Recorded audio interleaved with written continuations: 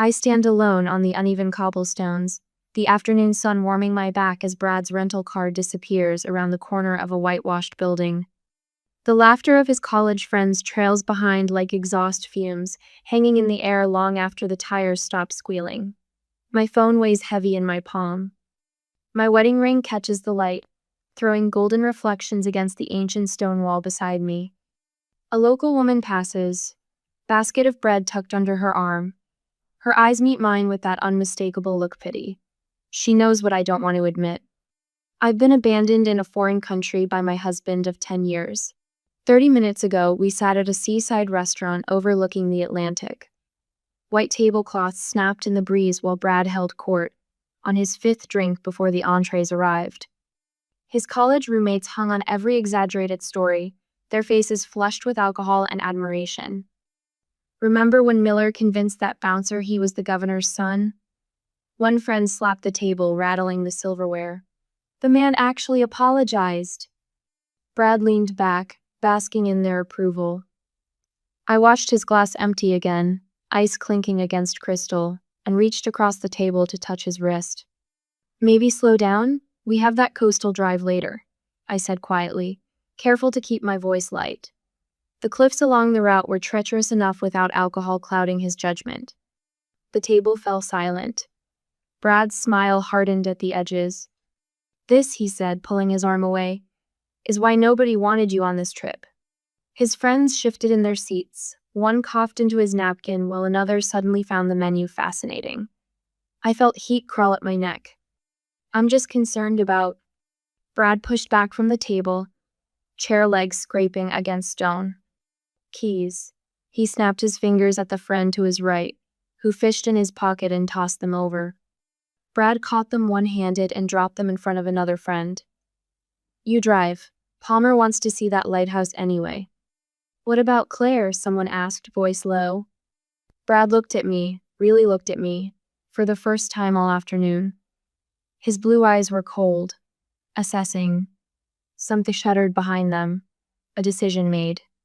Find your own way back, he said flatly. Maybe walk, you could use it. I reached for my purse, instinct kicking in before my brain caught up. My fingers froze midair. Brad had my wallet. For safety, he'd insisted this morning.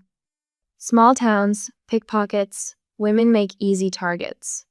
His hand now rested on the leather billfold in his pocket. They all stood at once, a wall of pressed linen shirts and expensive sunglasses. Brad tossed euros onto the table, more than enough for the bill. A show of generosity for the staff, a reminder of my dependence for me. As they filed past, no one met my eyes. The restaurant owner watched from the doorway, his weathered face revealing nothing. But his gentle nod in my direction spoke volumes. He'd seen this before. Tourist marriages breaking apart on vacation, leaving debris scattered across his beautiful coastline. By midnight, I sit on the edge of a twin bed in a modest guest house. The mattress sags beneath me, springs protesting. Moonlight spills through thin curtains as I count out my emergency cash for the 3rd time. 125 euros exactly. The crisp bills were sewn into the lining of my suitcase after my college roommate was robbed in Italy. For emergencies, I'd thought then. Not for when my husband becomes the thief. My 10th call rolls to voicemail. Brad's cheerful greeting cuts off with a beep. I hang up without leaving another message. My phone pings with an incoming text, and my heart jumps with foolish hope. Brad, cool off. Maybe now you'll learn not to embarrass me. I type and delete 5 responses before setting the phone down. When I pick it back up, I discover he's blocked me on Instagram, then Facebook. Then my email bounces back. This wasn't impulsive. He planned this lesson. The ceiling fan turns lazy circles above me. Tomorrow, I'll figure out how to get home. Tonight, I let the tears come. Dawn breaks over unfamiliar rooftops. Terracotta tiles glow copper in the early light. I've slept perhaps 2 hours, but clarity has arrived with the sun. I compose an email to my college friend Melissa, too ashamed to explain fully. Unexpected change of plans in Portugal. Might need a little help. Will call when I can. I take inventory of what remains. Passport tucked in my bra, phone at 15% battery, wedding earrings Brad gave me on our first anniversary. The pearl drops were an investment, he'd said. Today they might become one in ways he never intended. The pawnshop owner examines the earrings through a jeweler's loupe, his expression carefully neutral. His assessment of their worth is matched only by his assessment of me, a foreign woman, alone, desperate. Would I crawl back as Brad expected? Or was this the moment Claire Miller finally disappeared? The bus terminal smells of diesel and desperation. I scan the routes displayed on a cracked monitor, my vision sharper than it's been in days. Lisbon, Madrid, Barcelona. Each name a possibility. Each destination a choice Brad doesn't control. My finger traces the route to Galicia, not closer to home, farther away. The ticket clerk raises an eyebrow when I push euros across the counter. Solo? He asks. I nod, the word feeling true in more ways than one. A payphone stands in the corner, its plastic shells scratched with graffiti. I feed it coins and dial Brad's number from memory. After 4 rings, his voicemail answers. Brad, it's me. I steady my voice, crafting a lie with surgical precision. I'm coming back. I found a way to get a car service. We'll talk tonight. I hang up before truth can betray me. The overnight bus to Spain grumbles to life at midnight. As we cross the border, I twist my wedding ring from my finger, the indentation in my skin a pale shadow. I drop the gold band into the deepest pocket of my bag, burying the weight of 10 years beneath a packet of tissues and half a granola bar. Noon sun hammers the back of my neck as I stumble from the bus station. My mouth tastes like cotton, stomach cramping from too little food and too much fear. The driver called this place Santiago de Compostela, but it might as well be Mars. I clutch my dwindling euros, each bill representing fewer hours of survival. Green hills roll into the distance, dotted with stone buildings. A vineyard appears on the horizon, rows of vines marching up a hillside like soldiers. My vision blurs. I blink, but the world tilts sideways. 1 foot before the other. Just keep moving. The gravel road cuts my shoes. Chicago flats weren't made for country miles. When my legs finally buckle, I fall among the vines, face pressed against earth still cool beneath its surface. The soil smells sweet and alive. In sickness and in health. Brad's voice floats through memory, champagne glass raised beneath twinkling lights. Our wedding day, his blue eyes promising forever. The irony tastes bitter as copper. When sickness came, it wasn't my body that failed, but our vows. Now strangers might find me where my husband ended me. Darkness pulls me under. Voices drift through consciousness, speaking words I don't understand. Rough hands, gentle despite their strength, lift me from the ground. A man's weathered face swims into focus, deep lines around his eyes creasing with concern. Beside him, a woman with silver-streaked hair tied back in a practical knot presses a water bottle to my lips. Agua, she says, the word penetrating my fog. The farmhouse kitchen gleams with copper pots and smells of garlic and wine. They settle me at a wooden table that bears a century of knife marks. The woman Rosa, I will learn, wraps a blanket around my shoulders while the man Joaquin pours wine into a simple glass. American, he asks, the word heavily accented. I nod, tears springing without permission. Rosa shoos him back with rapid Spanish, then takes my hands in hers. Her skin feels like well-loved leather, creased and strong. No shared language, but she understands. She brings bread, cheese, more water. When fever claims me again, she leads me to a narrow bed with sheets that smell of sunshine. Él me dejó sin nada, I murmur in clumsy Spanish gleaned from a phrase book, as she places a cool cloth on my forehead. He left me with nothing. Rosa's eyes narrow, ancient fury flickering behind them. Then softening, she pats my hand, nodding slowly. Mi casa, tu casa. First kindness in days. I sleep for 14 hours. Rosa's computer wheezes like an asthmatic cat. The monitor, ancient and bulky, casts blue light across her sewing room. My fingers tremble as I type my banking password. The screen loads, numbers appearing like a blow to the chest. 0.00. Joint savings emptied. Checking account drained. Credit cards maxed and frozen. My email inbox overflows with unread messages. One from Brad to my parents catches my eye. Subject line, concerned about Claire. I click it open, breath stuck in my lungs. Mom and Dad, I'm worried about Claire's latest episode. She wandered off during our Portugal trip and refuses to come back to the hotel. I've arranged for a car service, but she's being difficult. You know how she gets when she's not taking her medication properly. Rage burns cold and clean. I never had episodes. Never needed medication. The careful fiction stuns me with its craftsmanship. How long has he been laying this groundwork? I scroll further, finding messages between Brad and his college friends from 3 days before our trip. She needs a lesson about embarrassing me in public. Portugal's perfect, she doesn't speak the language, doesn't know anyone. You sure about this, man? Seems extreme. Trust me, 2 days max before she's begging to come back. She's nothing without me. The screen blurs through tears. Not tears of heartbreak, tears of recognition. I've been disappearing for years, piece by piece, while he slowly convinced me it was normal. Dawn breaks over the vineyard in streaks of pink and gold. I stand in Joaquin's shadow, watching his hands demonstrate proper pruning technique. The vines need shaping, he explains through gestures, pointing out which branches must go for the plant to thrive. My palms blister by noon. Rosa clucks disapprovingly, wrapping them in homemade salve. But the next morning, I'm back among the rows before breakfast. Working feels like prayer, mindless, healing, productive. In the kitchen, Rosa stations me beside her, knife in hand. She taps vegetables from their garden, demonstrating cuts, onions, peppers, tomatoes. The rhythms of feeding oneself not from restaurants or delivery apps, but earth and effort. At night, I stare at hands once manicured for charity galas and client meetings. Dirt traces the lines of my palms like fortune teller's ink. Calluses form where designer pens once rested.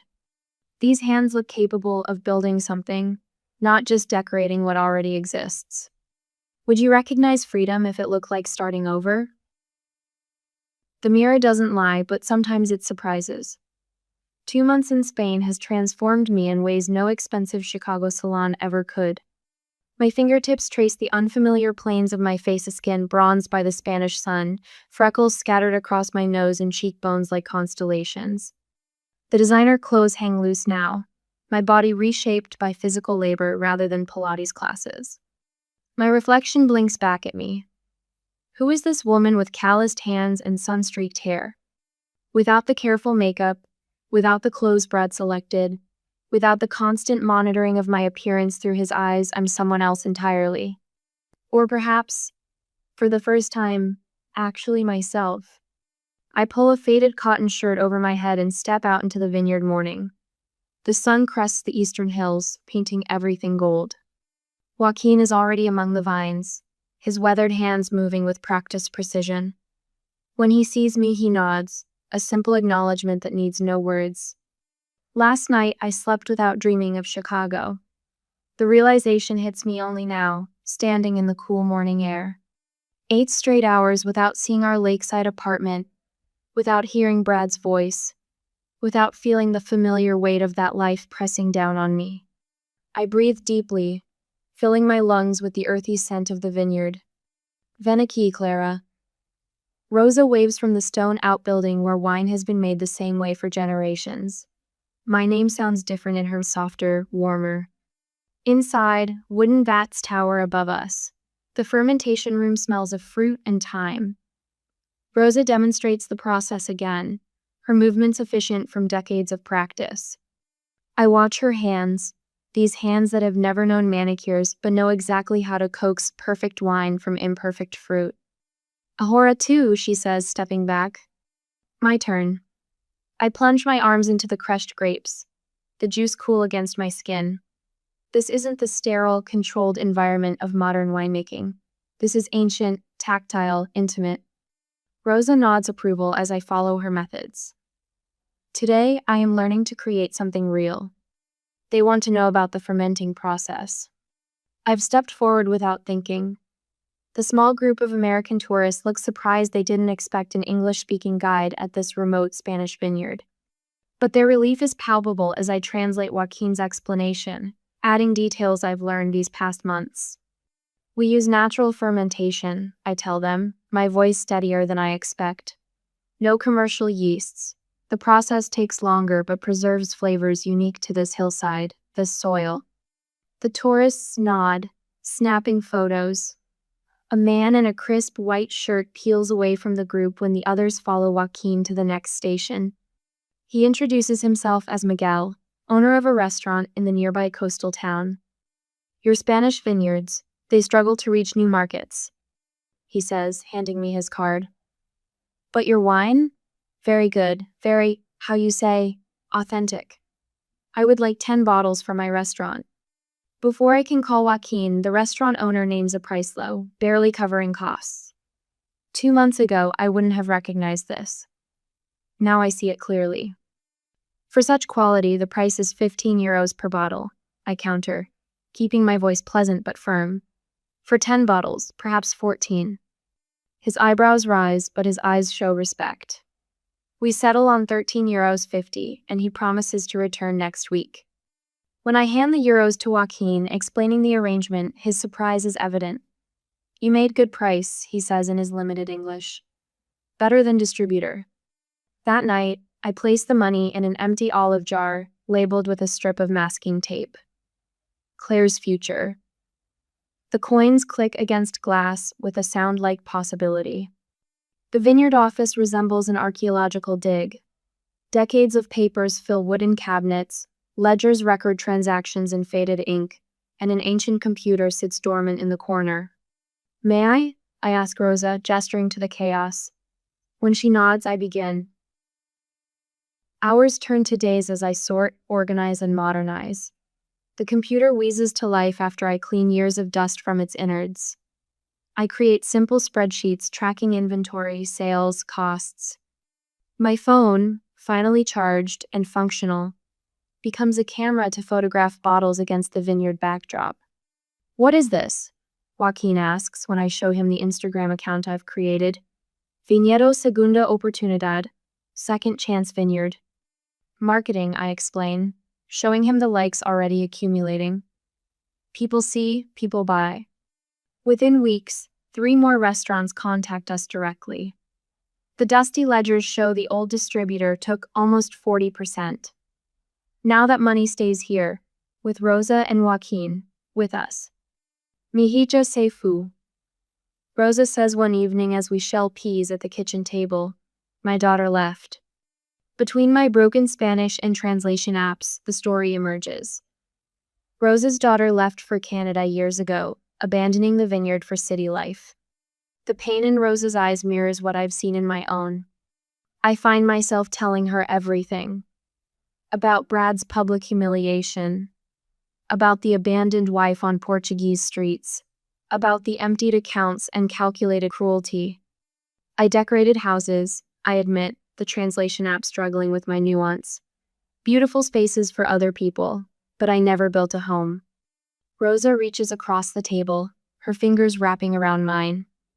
She understands loss in ways my Chicago friends never could. Later, as we transfer wine to bottles, I knock over a crate. Glass shatters. Red wine spreads across stone like spilled blood. I freeze, waiting for anger that doesn't come. Instead, Rosa laughs a full-bodied sound that bounces off the cellar walls. Vino para la tierra, she says. Wine for the earth. The absurdity hits me and suddenly I'm laughing too.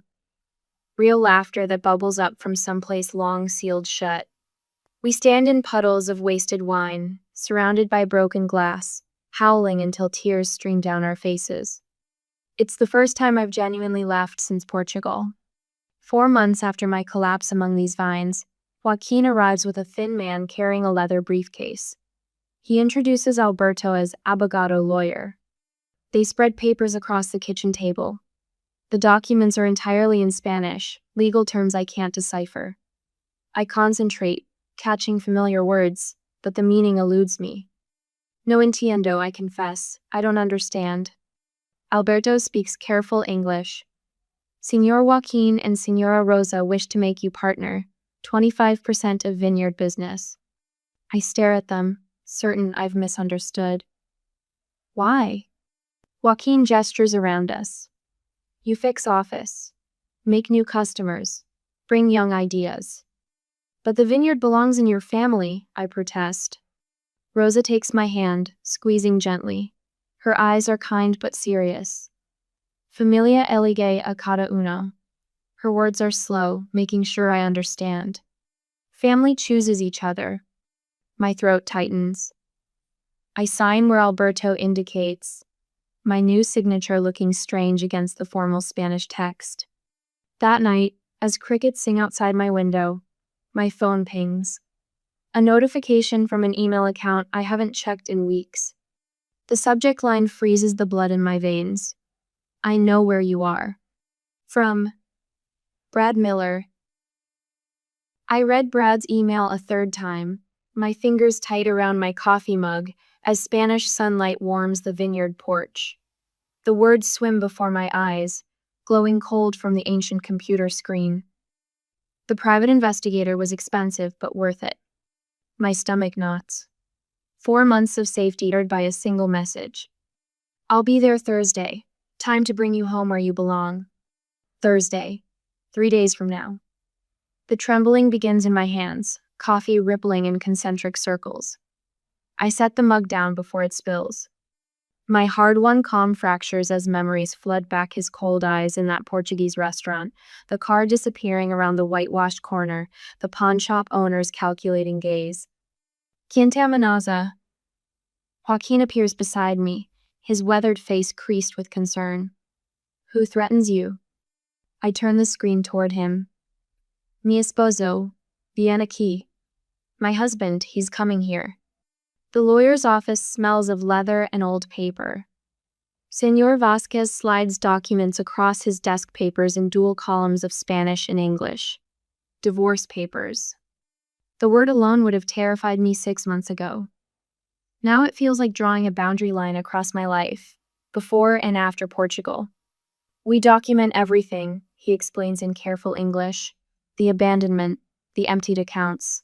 He taps sections of text with a blunt finger. Very strong case. I remove my thumb drive from my pocket.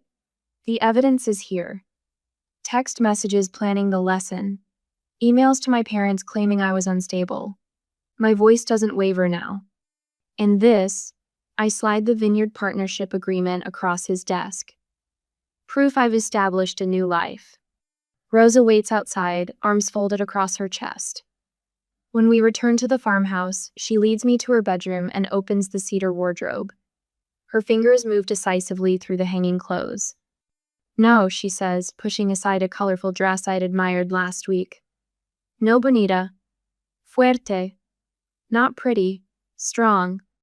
She selects simple piece-tailored pants, a crisp white shirt, low leather boots, practical, not decorative, armor, not attraction. I catch her rough hand in mine. Gracias. The village hums with the news by afternoon. I explain the situation to Father Mateo on the stone bench outside the church. The mountains stretched purple and blue beyond us. His silver eyebrows draw together as my broken Spanish conveys enough. He will come to take you, he asks. He will try, I answer. By evening, Marco from the restaurant finds me among the vines. You bring him to me, he insists, chest puffed forward like a rooster. My place. Many people. Very safe. He makes a sweeping gesture encompassing the village. We are watching for him. Javier, who drives the regional bus, nods firmly when I pass him in the square. Un americano en traje caro? I see him first. I tell everyone. Their protectiveness wraps around me like a blanket on a cold night. Dawn breaks pink across the eastern hills. I sit cross-legged between rows of grapevines, breathing in the earth's mineral scent. The vines are stubborn survivors, growing where little else will, turning poor soil into something valuable. I've come to understand them in ways Chicago Claire never would have imagined. I rehearse my words without heat. I won't be returning with you. Not I can't or I shouldn't. Simple fact. The divorce papers require only your signature. Not an apology or explanation. Rosa finds me there, the rising sun painting her face gold and copper. She turns me toward the farmhouse, her hands gentle on my shoulders. In the kitchen, she settles me in a chair and sections my hair with practiced fingers. Mi madre hizo esto, she explains as she braids my hair tight against my scalp in the local style. My mother did this. Each twist feels like another layer of protection. I retrieve my wedding ring from the bottom of my suitcase, unwrapping it from the tissue paper where it's rested these months. The gold catches the light as I place it on the kitchen table, a small circle that once defined my entire world. Later, as the sun descends toward afternoon, I burn the last photograph of our wedding day in the fire pit behind the farmhouse. The flame licks at our smiling faces, curling the paper's edges until Brad's perfectly tailored tuxedo blackens and disappears. The phone rings as I button the white shirt Rosa chose. Joaquin answers, his voice a low rumble from the front room. He appears in my doorway, eyes somber. "Ha llegado," he says simply. He has arrived. I expected my hands to shake, but they move with surprising steadiness over the buttons. I check my reflection. One woman Brad wouldn't recognize stares back. My sun-browned face holds none of the careful makeup he preferred. My hair, braided tight, reveals features no longer soft with compliance. We walk together through the village, Rosa and Joaquin flanking me like an honor guard. The vineyard stretches behind us, rows of green against golden earth. My back straightens with each step toward Marco's restaurant. At the worn wooden door, I pause. Rosa squeezes my hand once, then steps back. Joaquin nods toward the entrance. Estamos aquí. We are here. I push the door open. The man I once built my life around looks suddenly smaller than I remembered. Brad stands in the doorway, a slash of American affluence against the rustic backdrop. His tailored linen pants and crisp blue button-down look absurd here, like he's dressed for a yacht club meeting but wandered into a farm supply store. His cologne, same sandalwood scent I once bought him for Christmas, collides with the earthy aroma of wine barrels and fresh bread. "Baby," he says, that familiar smile spreading across his face, the one that charmed bank managers and my parents alike. This little adventure has gone far enough. I say nothing, letting the silence stretch between us. 4 months ago, I would have rushed to fill it to soothe the tension. Now I understand the power of waiting. The restaurant hums with quiet activity. Old men nursing afternoon drinks pause mid-sip. Women pretend to discuss recipes while watching from the corner. My audience. My witnesses. Brad crosses the room, confidence in each step. He pulls out the chair across from me, the legs scraping against terracotta tiles. His hand reaches for mine on the table. I slide the divorce papers toward him instead. Antonio appears at Brad's shoulder, setting a glass of garnet wine before me. Nothing for Brad. My husband's eyes flick to the server, then back to the papers, the smile faltering at the edges. "Your parents are worried sick about you," he says, pushing the papers aside without looking at them. "They think you've had some kind of breakdown."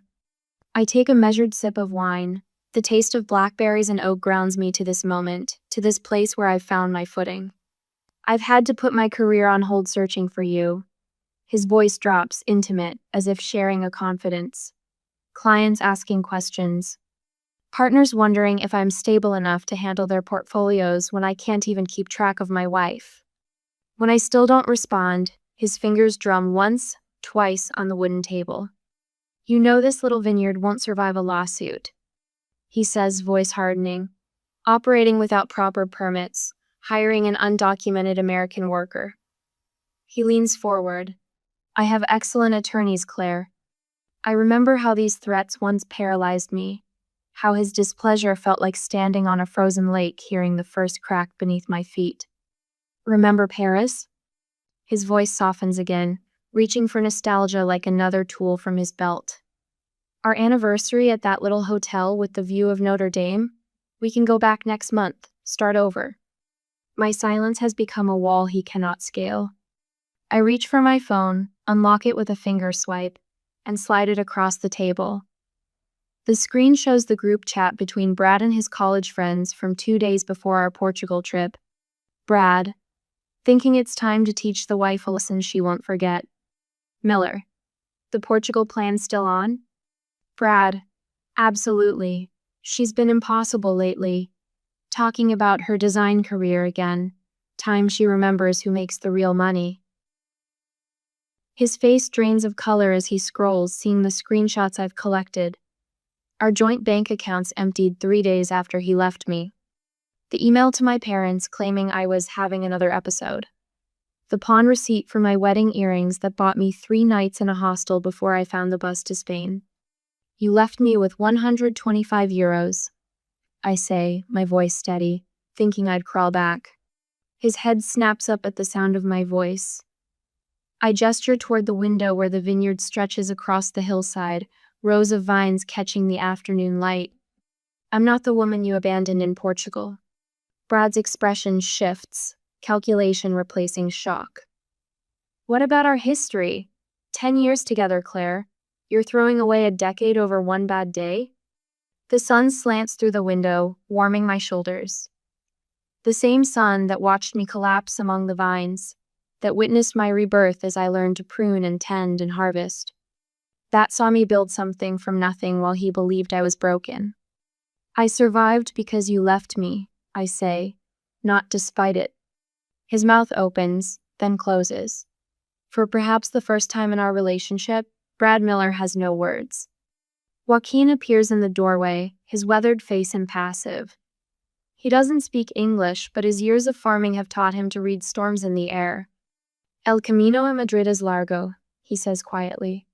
Deberías salir antes del anochecer. Brad looks between us, uncomprehending. The road to Madrid is long, I translate. You should leave before nightfall. Understanding dawns on Brad's face, not just of the words, but of their meaning. He has lost control completely. His gaze falls to the divorce papers.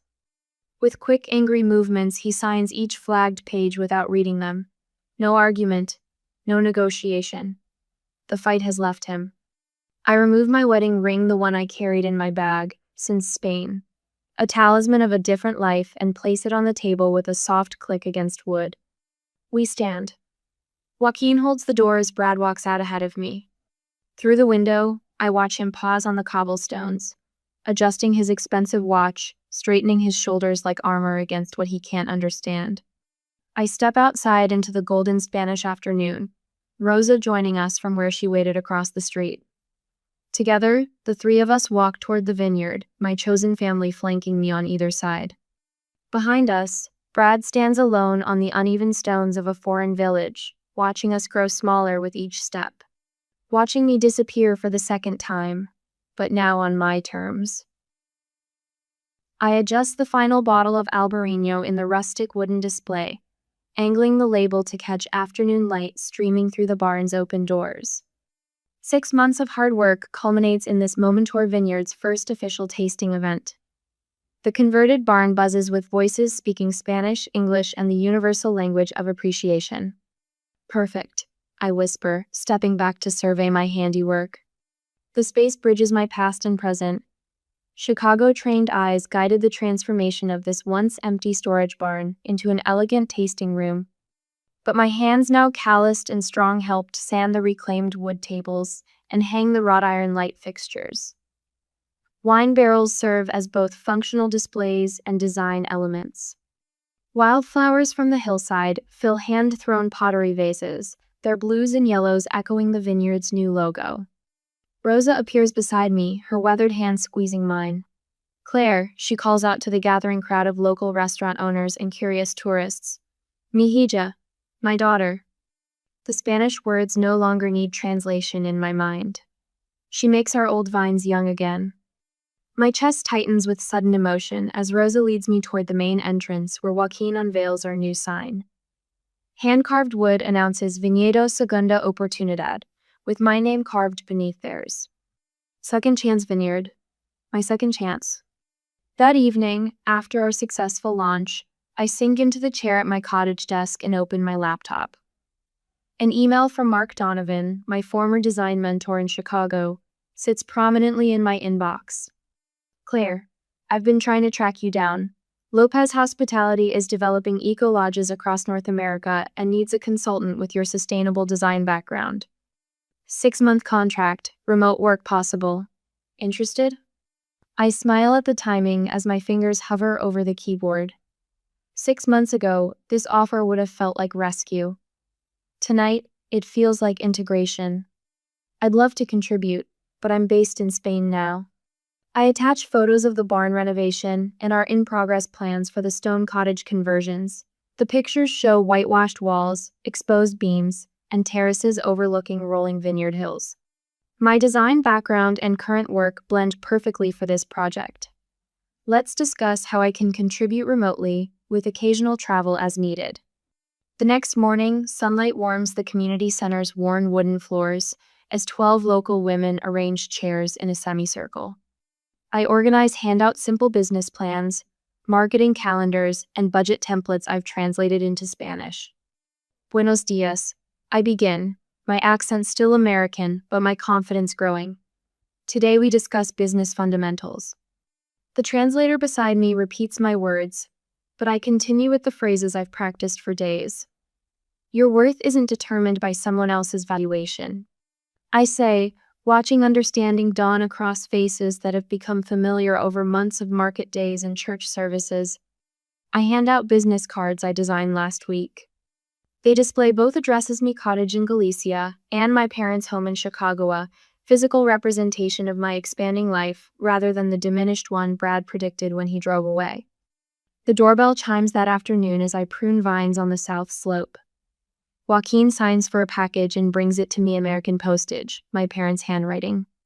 Inside, letters penned in my mother's distinctive script offer apologies for believing Brad's version of events, for not searching harder, for momentarily forgetting the daughter they raised. We're sorry we failed you, my mother writes. We understand if you need more time. Beneath the letters lie photographs my 5th birthday with cake-smeared face, high school graduation, my first design award. The past I'd nearly abandoned in my flight forward. That night, I carefully arranged these images on my cottage wall, alongside pressed vine leaves and sketches of the vineyard. Not separate lives, but a continuous journey. At sunset, I climb the hillside path that winds above the vineyard. Below, lights flicker on in the tasting room for evening visitors, glowing like earthbound stars against the darkening landscape. My phone vibrates in my Pocata new email notification. Request for consultation. Hotel Maritimo, Algeciras, Portugal, seeks design services for sustainable renovation. The coastal town where Brad abandoned me now reaches out for my expertise. I trace the outline of the vineyard with my eyes, feeling the poetic symmetry. My thumbs move across the screen, composing my response. Available for consultation.